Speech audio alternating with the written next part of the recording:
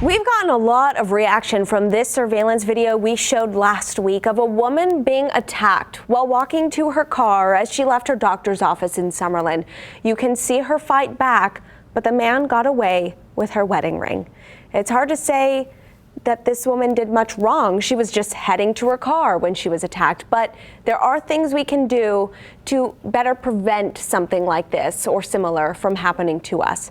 Metro Sergeant Miguel Garcia joins us now this morning to go over some personal safety tips. Thank you so much for joining us.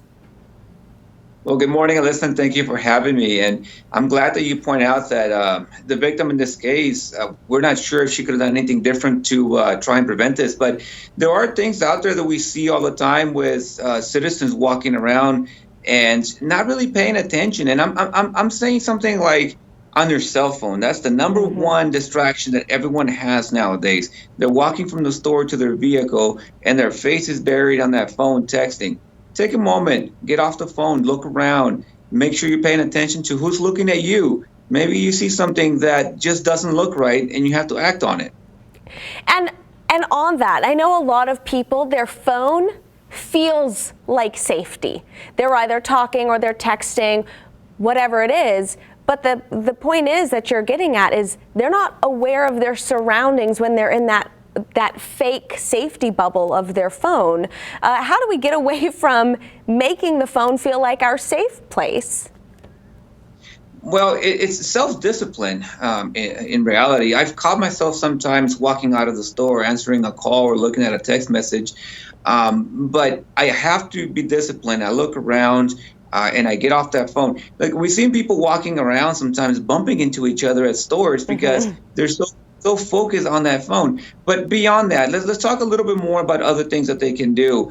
If you're going out shopping, I would suggest take somebody with you. Another set of eyes is always very helpful. Also, if, like I said earlier, if it doesn't look right, say something.